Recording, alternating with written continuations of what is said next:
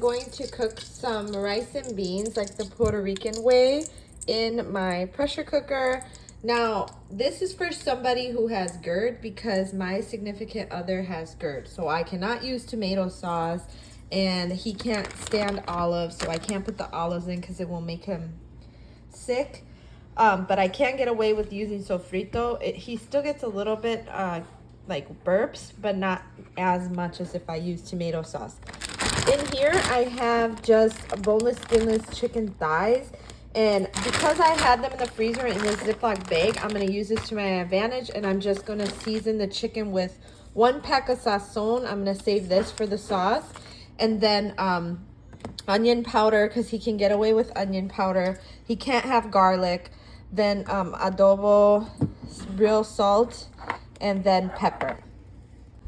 Okay, so you want to be generous with the seasoning when you're cooking in the pressure cooker. So I just put the 1 pack of sazon in the bag. Now I'm going to put a lot of salt, especially this salt, because this salt is not strong, because it's like a healthier salt. Someone can correct me. I know you guys always do, so whatever. And then onion powder. I'm just putting a lot in. I could even put some of the sofrito in here, but I'm gonna saute it up in the pressure cooker, so I'm not gonna do that. Now I'm gonna mix this just in the bag. Got the chicken in here. I'm just gonna saute it up in this olive oil so we can get more flavor, since we can't use tomato sauce or anything like that. So because this is like a acid reflux or GERD-free recipe, instead of using tomato sauce and water, I'm just gonna use this chicken broth. Sometimes I do just use water, but obviously it's going to taste a lot better if I use chicken broth instead of water. So I'm just going to pour that onto the chicken. And I'm just going to use half the box. I don't want a lot of liquid in this because it's not going to get that thick. Then I'm going to add the sofrito. I'm going to do like a big old heaping spoonful of that. I want to put a little bit more because we have to season really well when we use a pressure cooker. Otherwise, all of like the salt and stuff, for some reason it comes out with the steam. Now we're going to use some more salt. So we're going to use more of all of the seasonings that we put on the chicken. We're going to use more adobo. I'm almost out. Makes me sad. Then we're going to use pepper.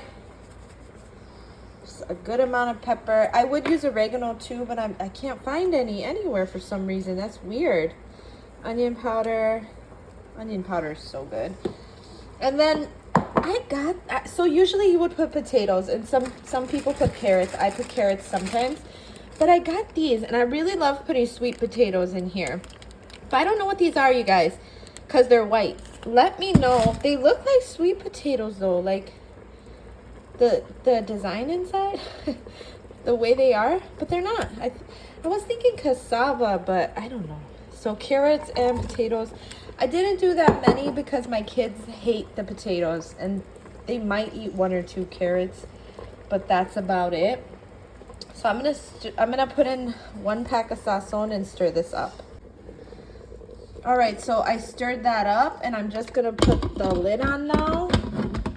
Wow, my counter is all messy now. I gotta clean that. So I'm gonna put it on sealing so that it's sealing, and this goes down to pressure. So I'll put it on meat stew for normal. And then I am gonna leave it on keep warm this time.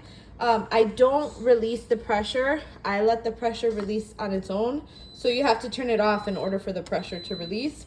And then right here, I'm making some rice. I just turned the fire down so I can put the lid on, so I better hurry up. I'll show you guys what it looks like when I get back. Okay, so it's done now. So when you cook with your pressure cooker, you don't want to open it until this little nozzle thing goes down, this silver thing. Woo! And yeah, I'm not gonna you could turn this and release the pressure, but we're just gonna let it release on its own. And so instead of keeping it warm, I just click cancel. And then you can even unplug it, and then I unplugged it. Just let it sit until that comes down. It takes about 10 minutes. And then when that's done, I'm gonna add these beans. You can add canned beans. I just make my own because I make them in the pressure cooker and I just put the bean setting. But I'll show you guys what it looks like when we get back. Okay. I got impatient. There was just a little bit of air left inside, so I just let it out. I just turned this knob this way. So then, see that, how it dropped? Now that means it's safe to open. There's gonna be a lot of steam, so I'm not gonna put my phone right over it, but it won't burn you. I know a lot of people are scared to use this, and I don't want you guys to be scared. I usually just put it in the sink. My sink is full right now, but usually I just put it in the sink. That was my son yelling, you guys. I'm sorry, but this is what it looks like. So it looks good. And now I'm just gonna add, the only thing I don't like is when, so like the potatoes fall apart and things like that. It looks like they did. There's the carrots. And then, where's those potato things? Yeah, they did kind of fall apart. If I blow them off, you might be able to see them. But I'm gonna add the beans because the beans are fully cooked. I just add them in. Like I said, you don't have to do it this way. You could also add your beans, like a can of beans, and then put the lid back on and cook it for like 2 minutes on pressure or something like that. If you are someone who has to have your beans cooked. But this liquid is hot and it will warm them up. So I'm gonna get a plate and show you guys what it looks like when I serve. So I'm just gonna use paper plates today, and we'll add some chicken on the side with the beans. There's chicken in the sauce as well throughout. Then add some beans. Get a carrot in there. And the potatoes did fall apart, but that's okay. And then we'll add some avocado on the side for garnish, which everybody loves avocado with their rice.